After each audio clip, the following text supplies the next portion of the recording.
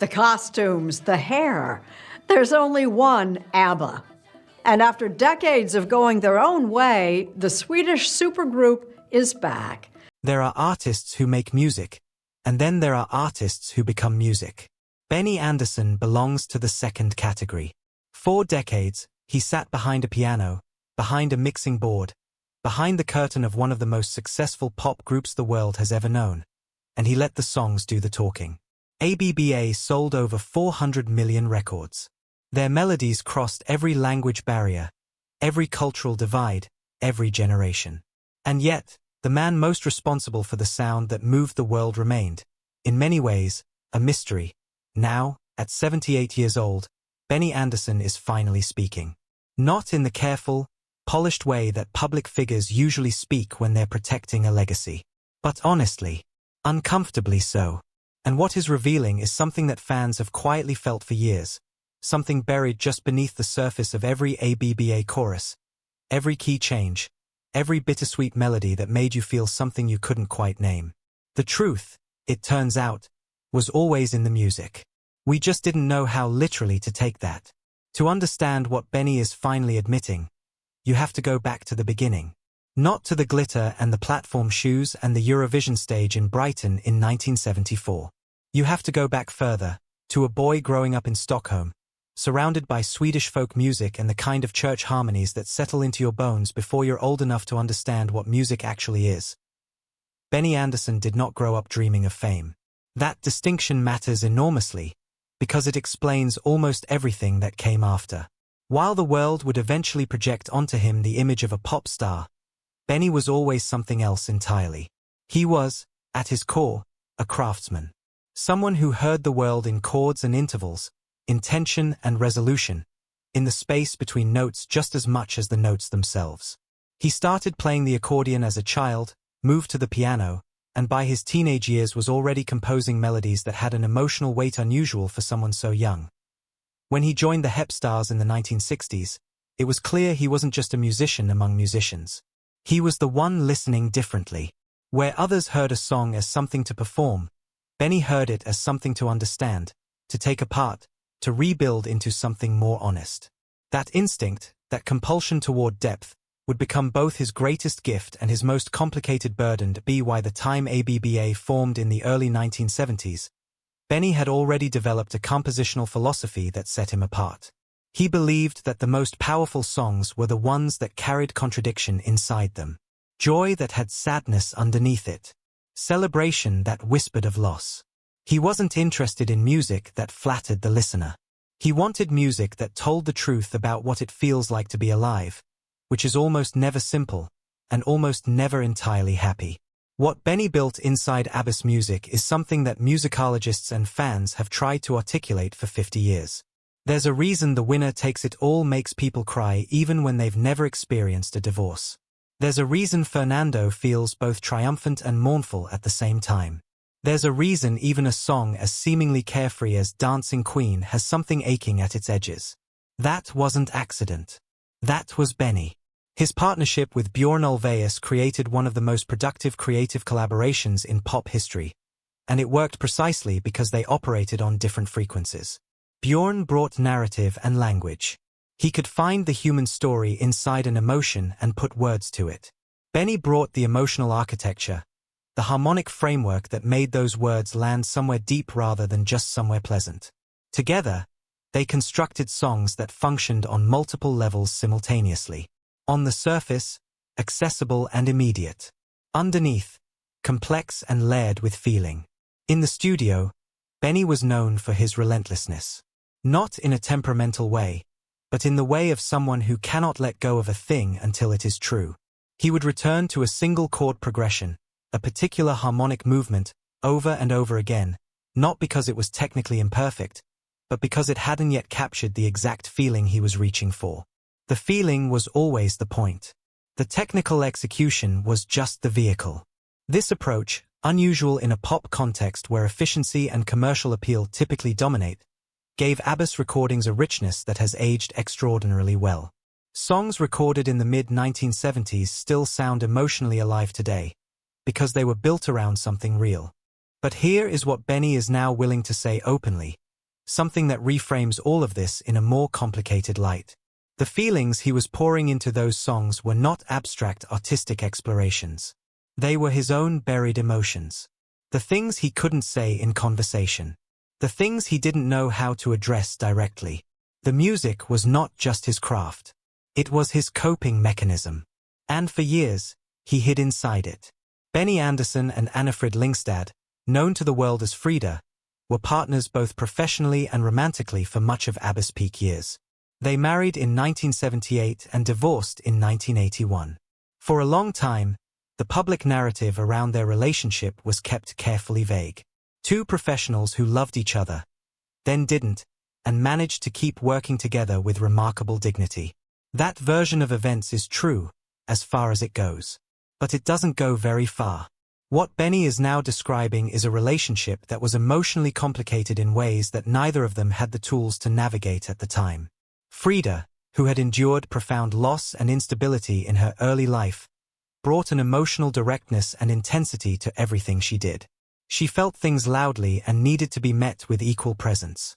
Benny, shaped by an entirely different set of formative experiences, had learned early to process emotion inwardly, quietly, through work rather than conversation. These were not incompatible personalities in theory. In practice, they created a slow, widening distance. Benny has spoken about how, during the years of ABBA's greatest success, he was more emotionally present inside a recording studio than he was in any personal relationship. He could locate and express feelings with extraordinary precision through music. When it came to sitting across from someone who loved him and simply being present, being emotionally available without the mediating structure of a chord progression or a lyric, he found himself at a loss. The music gave him a framework. Real life didn't come with one. This means that some of ABBA's most celebrated songs carry a meaning that goes far beyond what listeners imagined. When Benny talks about the period in which tracks like One of Us and songs from the Visitors album were written, he describes a man using composition to process feelings he was simultaneously refusing to confront in his actual life. The songs were honest. The man writing them was, in a particular and painful way, hiding. He has said, in reflecting on this period, that he gave his most truthful emotional expression to the music and withheld it from the people who deserved to receive it directly. That is not a comfortable thing to admit. But it is an important one. There is another dimension to Benny's story that tends to get overlooked, partly because it makes people uncomfortable to acknowledge, and partly because the cultural machinery around ABBA was so thoroughly built around the image of Agnetha Fältskog and Frida that everything else receded into background. Benny was not a background figure in any creative sense. He was the central musical intelligence of the group. The chord progressions, the arrangements, the harmonic decisions, the studio production choices that made ABBA's recordings sound like nothing else on the radio at the time, all of it came primarily from him. And yet, the public face of ABBA was never Benny. It was never even Bjorn. The band was sold to the world through the image of two extraordinarily photogenic women in extraordinary costumes, and that commercial framing, while understandable and effective, came at a cost that Benny carried quietly for years. He was labeled, in the popular press and in critical assessments, as the technical half of the songwriting partnership. The cold brain. The keyboard player. As though what he did was somehow mechanical rather than deeply, urgently felt. This mischaracterization followed him throughout the ABBA years and long after. Critics who dismissed the band as disposable pop were, without knowing it, dismissing the work of a man who had poured genuine heartbreak and emotional complexity into every track. The very sophistication of the work was hidden by how accessible it sounded, which is, of course, the hardest thing of all to achieve, and the least often appreciated. Benny has reflected on what it meant to spend those years creating work that moved millions of people while simultaneously feeling unseen within the thing he had helped to build. He wasn't angry at his bandmates. Agnetha and Frida did not create the commercial framing any more than he did. But the experience left a mark. He knew what he had contributed. He knew how rarely it was acknowledged. And he has admitted that the gap between what he put in and what the world gave back in terms of recognition was something he found genuinely painful, even if he never said so at the time. When ABBA stopped, it didn't happen the way endings are supposed to happen in music. There was no press conference, no farewell tour, no dramatic announcement. There was just a gradual, quiet disappearance. Recording sessions became less frequent. The momentum slowed. And then it stopped. Benny describes the end of ABBA not as a collapse but as an exhaustion. By the early 1980s, the creative energy that had driven the group through its most extraordinary period had diminished to the point where continuing felt not just difficult but dishonest. And dishonesty, for Benny, was always the thing he could least tolerate in his music, even when he was practicing it in other areas of his life. When the songs stopped feeling true, there was nothing left to hold on to. What he has said about his own reasons for staying as long as he did reveals the complexity of his situation. He remained in ABBA not out of creative passion toward the end, but out of obligation. Out of a sense of responsibility to the other members, to the team surrounding them, to the expectations that had built up around the band over a decade. He felt that leaving, or even acknowledging how hollow things had become, would be a betrayal. So he stayed and continued to produce work that was technically accomplished but that no longer carried the emotional charge of the earlier recordings. The silence that followed the band's dissolution was, by his own account, disorienting. ABBA had been the structure around which his entire adult life was organized. The relationships, the creative process, the public identity, all of it was bound up in the group. When it ended without ceremony or closure, without the conversations that probably should have happened, Benny found himself in a kind of emotional freefall that he did not fully recognize for what it was until years later. The years after ABBA saw Benny retreat from the commercial music world and move toward work that gave him something the pop industry never quite could: creative autonomy and emotional privacy. His involvement in theater, most notably through the musical Chess, written with Bjorn and Tim Rice, and later through Kristina Fran Duvemåla, a Swedish-language musical based on Vilhelm Moberg's emigrant novels, allowed him to work on a larger emotional canvas without the commercial pressures and image management that had defined the ABBA years. This period was also, by his own description, a form of delayed emotional reckoning.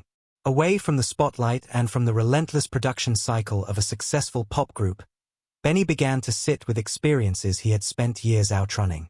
He has spoken about keeping private journals during the 1990s, writing things down that he had never been able to say out loud, processing relationships, regrets, the particular loneliness of having been surrounded by success and still felt disconnected from his own life.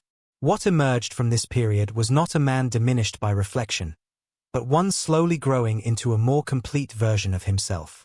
The music he created during these decades carried a different quality: slower, more patient, less concerned with the immediate emotional impact that pop demands and more invested in the kind of feeling that accumulates over time.